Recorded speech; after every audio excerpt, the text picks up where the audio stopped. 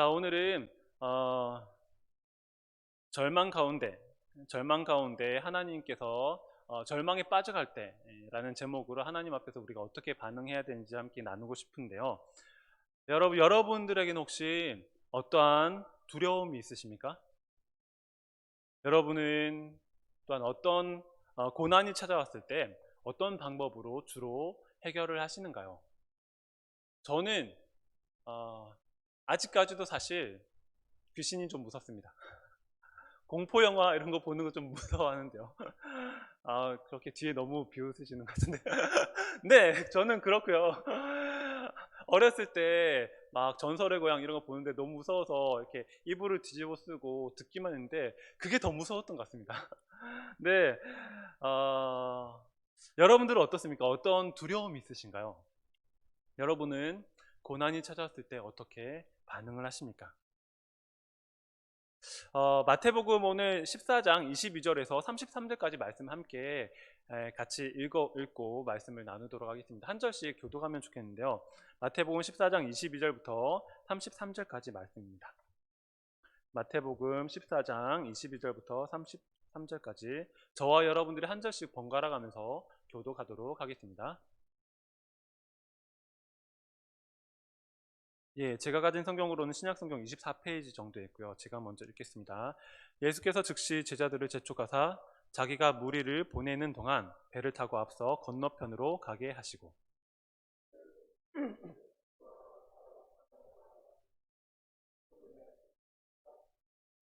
배가 이미 육지에서 술이나 떠나서 바람이 거스름으로 물결로 말미암아 고난을 당하더라.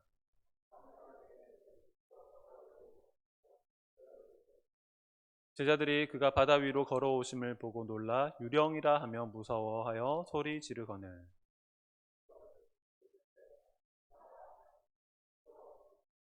베드로가 대답하여 이르되 주여 만일 주님이시거든 나를 명하사 물 위로 오라 하소서 하니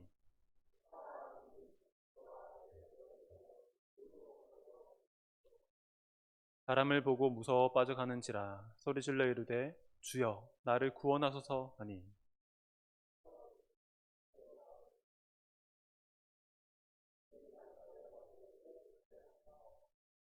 배에 함께 오름에 바람이 그치는지라 배에 있는 사람들이 예수께 절하며 이르되 진실로 하나님의 아들이 소이다 하더라.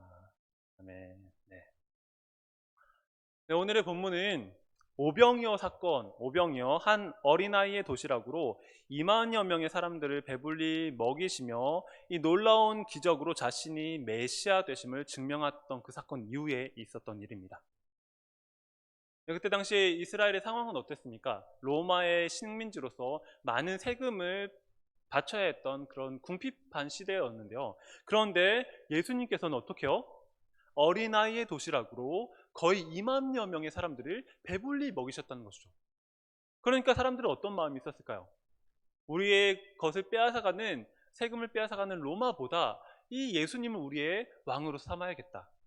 구약 성경에서 오시리라고 약속하셨던 그 메시아가 이 예수님이 아닐까 생각하면서 예수님을 잡아다가 그들의 왕으로 세우려고 하였습니다. 요한복음 혹시 6장 15절 말씀이 있는가요? 한번 띄워주시면 감사하겠습니다. 네, 같이 한번 읽어보도록 할까요? 자, 그러므로 예수께서 그들이 와서 자기를 억지로 붙들어 임금으로 삼으려는 줄 아시고 다시 혼자 산으로 떠나가시니라. 네, 아멘. 자, 하지만 예수님은 단지 그때 그들의 왕으로 이스라엘만 구하기 위해 성육신하신 것이 아니죠. 온 인류의 죄의 문제를 해결하며 만민을 구원하는 왕으로 오셨기에 자신을 왕으로 삼으려는 그들을 떠나셨습니다. 그 유혹을 이기기 위하여 어떻게 하셨습니까? 산으로 올라가 기도하셨습니다. 그런데 오늘 본문에는요, 산에 오르기 전에 먼저 어떤 일을 하셨는지를 볼 수가 있는데 직접 제자들을 재촉해서 배를 타고 건너편으로 가게 하셨습니다.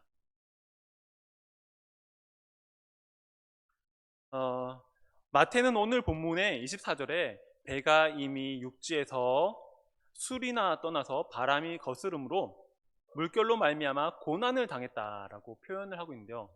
예수님께서는 먼저 제자들을 재촉해서 건너편으로 가도록 배를 보냈죠. 그리고 예수님께서는 산에 올라가서 기도를 하셨는데, 그런데 그 뭇을 떠났던 제자들은 그 갈릴리 호수 한가운데서 고난을 당하게 된 것입니다. 요한복음의 같은 본문에서 보면요, 요한복음 6장에는 10여리쯤 가다가라고 표현하고 있습니다. 10여리, 10리면은 4km 정도 되죠. 10여리 정도 하면은 아마도 한 5km 정도지 않을까 생각이 되는데요. 조금 더 요한복음에서는 구체적으로 위치를 말하고 있죠. 그런데 출발지는 이스라엘 그 갈릴리 호수의 9시 방향인 디베랴라는 곳이고요. 목적지는 바로 저 위쪽인 12시 방향이었습니다. 그래서 배를 타고 이렇게 가려고 했던 거죠. 그런데 이 갈릴리의 동서의 길이가 거의 10km 정도 되는 것입니다.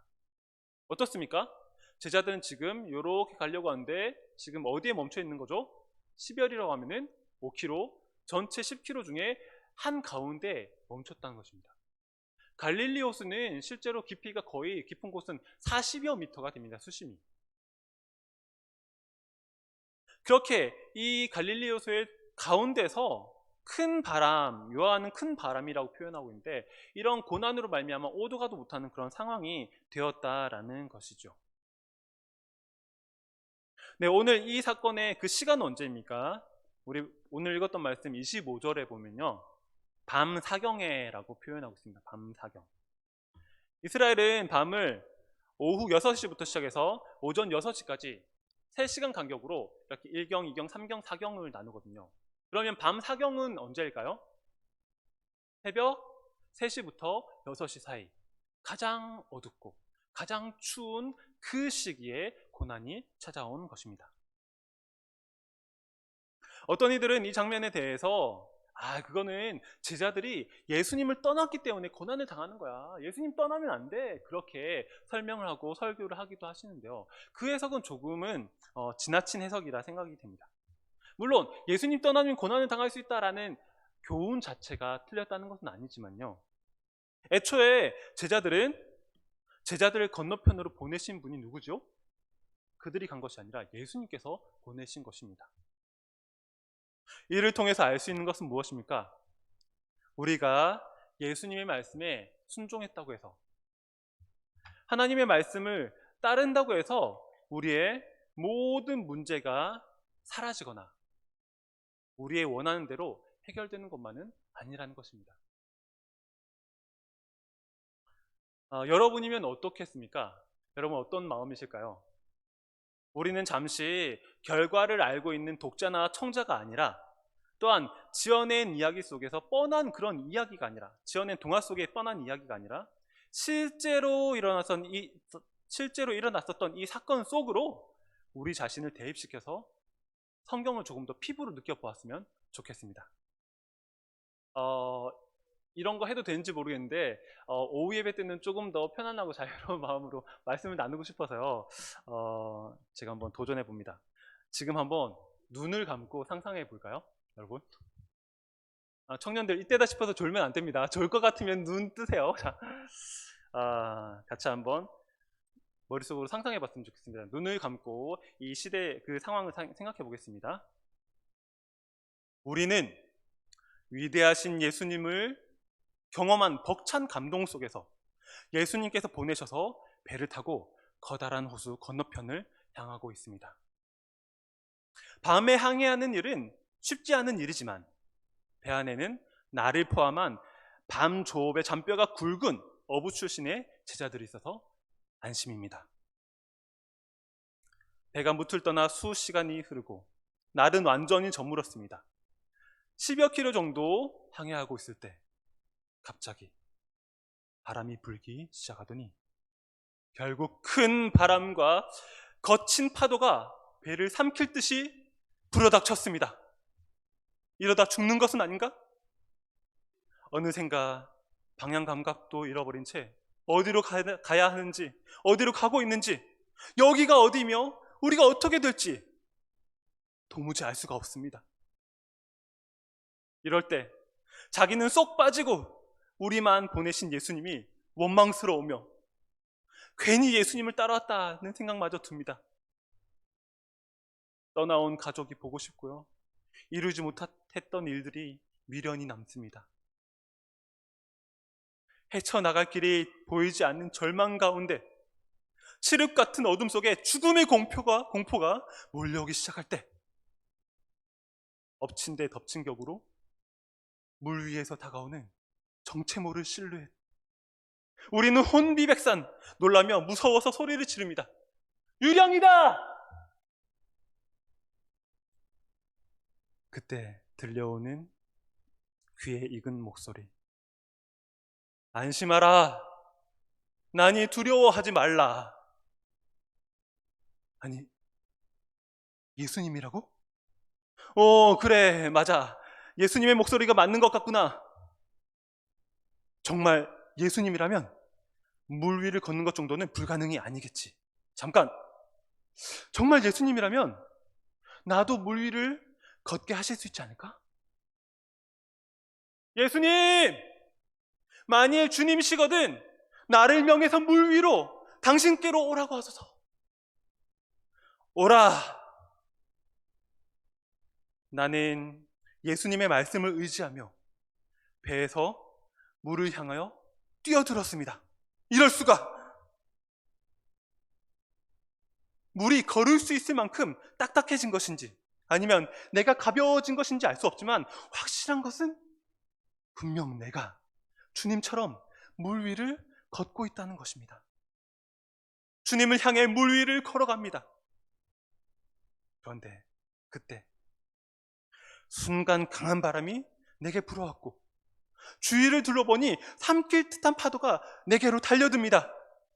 예수님만 오셨을 뿐이지 폭풍은 변한 것이 조금도 없었던 것입니다. 나는 가라앉기 시작합니다.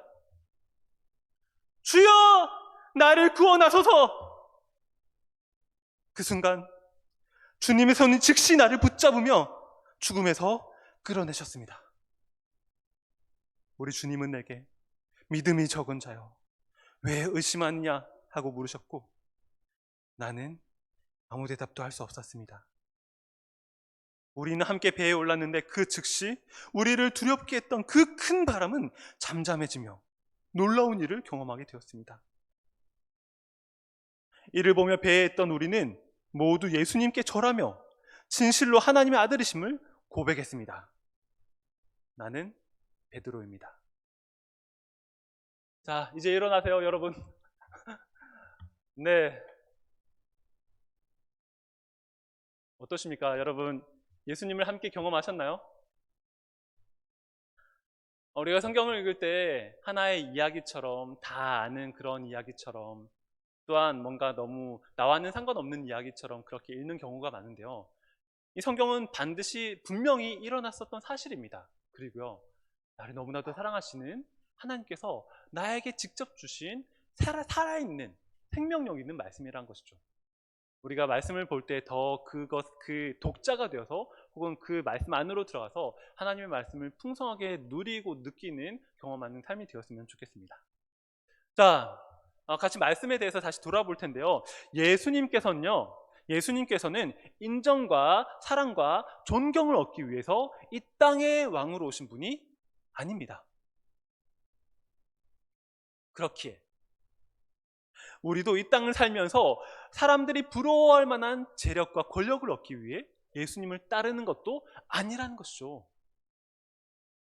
오히려 예수님처럼 그분을 따름으로 그분을 닮아 더욱 고난을 겪으며 가난하고 애통하며 배고프고 목마르며 핍박을 받게 될 수도 있습니다.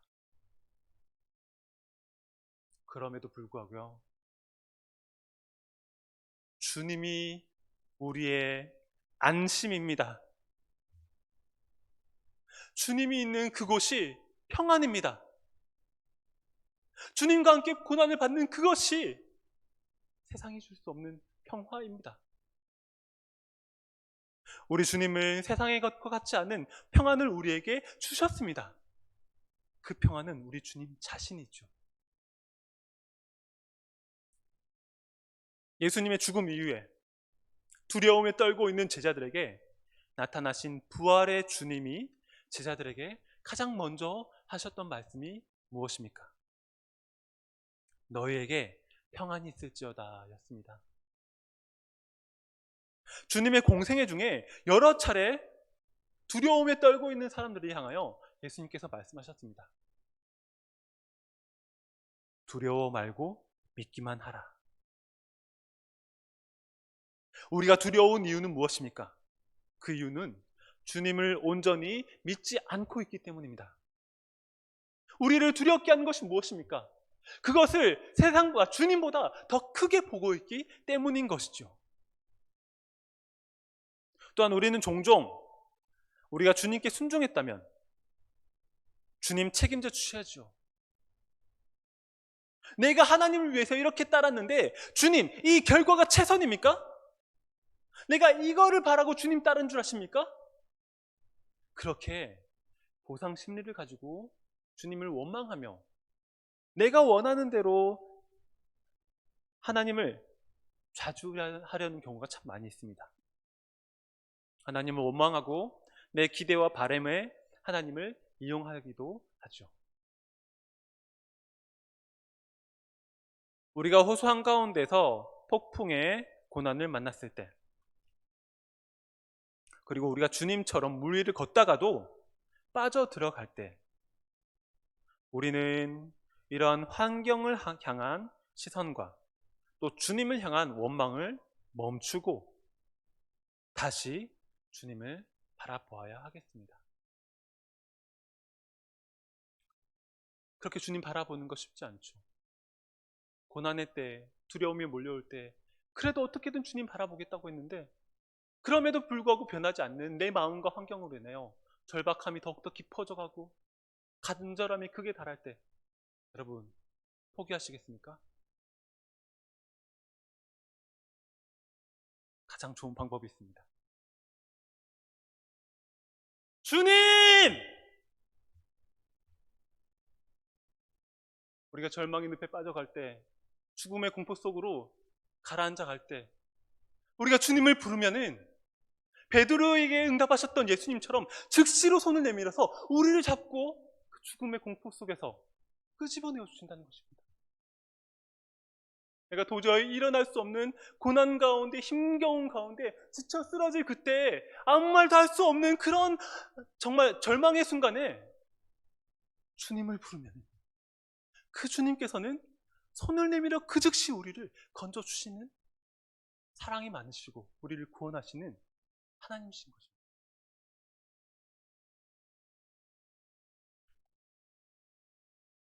그리고 우리를 위로하시는 하나님, 우리를 도우시는 하나님, 우리를 살리시는 하나님, 그 하나님으로 인하여 참 평안을 누리게 될 것입니다.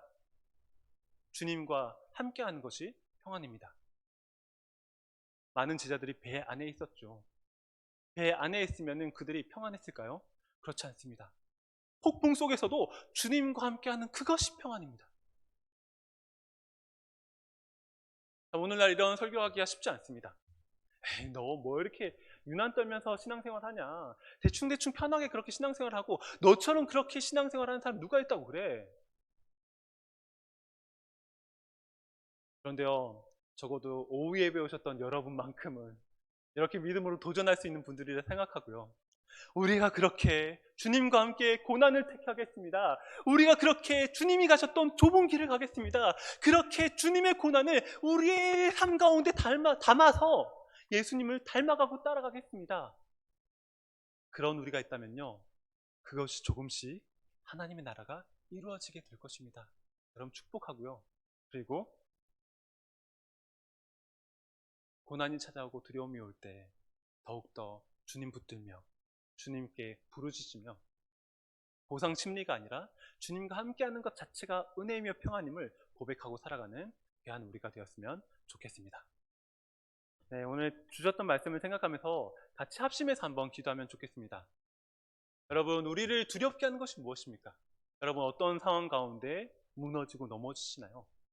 지금 변화되지 않아서 답답하고 힘겨운 그런 환경은 무엇입니까? 그럴 때 그럼에도 불구하고 두려워 말고 믿기만 하라라고 말씀하셨던 그 하나님 바라봤으면 좋겠습니다. 주님 바라보는 거 너무 힘들어요. 그런 분들은 다른 거 다 제쳐놓고 그저 하나님, 주님, 예수님 그렇게 그분의 이름을 불러봅시다. 그러면 어느샌가 내 마음 가운데 평안이 찾아오며 상황이 바뀌든 내 마음이 바뀌든 주님께서 은혜와 평강을 주실 것입니다. 함께 기도했으면 좋겠습니다. 기도하겠습니다. 사랑하는 하나님 아버지, 감사합니다.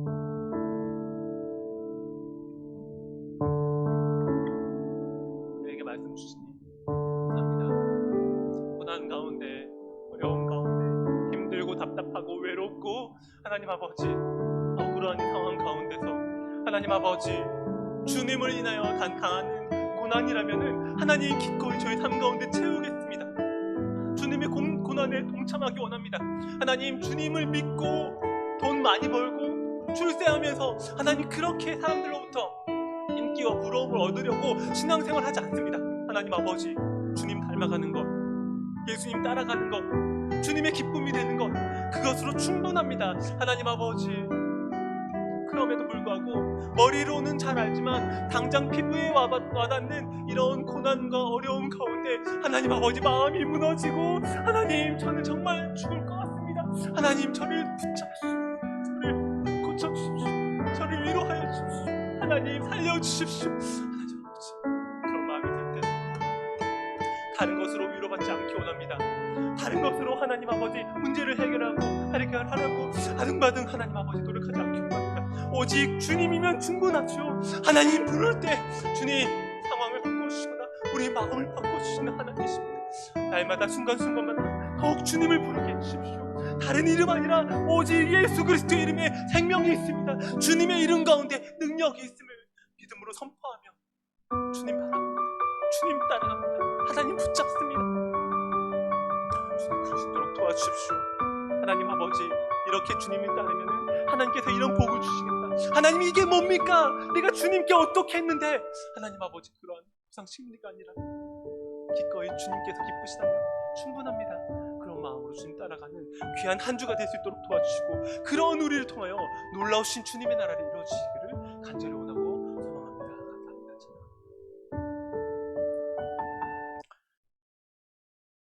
사랑하는 하나님 아버지, 감사합니다. 우리를 사랑하여 주셔서 너무나도 감사합니다. 주님께서 우리를 너무나도 사랑하셔서 모든 고난을 당하시고 그 고난을 이겨내시어 부활하시고 승리하신 주님, 우리도 그 주님처럼 주님과 함께 죽고 주님과 함께 살아날 것을 기대합니다. 나의 유익을 위하여 신앙생활을 하지 않고 오직 주님의 기쁨을 위하여 하나님을 선택하는 우리 초전 가족들이 될 수 있도록 주님 도와주시고 날마다 순간순간마다 하나님 바라보며 그럼에도 불구하고 내 마음을 지키기 힘들 때 주여 나를 살려주십시오. 주님밖에 없습니다. 간절히 매달리는 우리가 될 수 있도록 도와주십시오. 그럴 때 세상이 줄 수 없는 평안이 우리의 마음을 가득 채우며 하나님의 놀라우신 능력으로 말미암아 우리 삶 가운데 위대한 역사가 일어날 것입니다. 주님 사랑합니다. 고난이 찾아올 때 주님 바라보게 하소서. 도저히 두려움에 떨칠 수 없을 때 주님 외쳐 부르게 하소서. 주님을 인하여 고난을 기꺼이 받아들이게 하시고 주님의 위로와 회복을 경험하며 그리스도의 평안으로 충만하게 하여 주십시오. 내가 원하는 대로 주님 이용하지 않게 하시고 주님의 귀한 역사 가운데 우리를 사용하여 주십시오. 모든 것은 창조주이신 주님의 것이며 당신은 사랑과 자비가 풍성하시고 가장 좋은 것을 주시는 전지전능하신 우리의 아버지이십니다. 그렇게 주님 따라가며 주님 닮아가는 귀한 하루가 되게 하실 것을 기대합니다. 우리의 마음을 모아 살아계시고 역사하시며 폭풍 가운데 우리를 건져주실 예수님 이름으로 기도드립니다.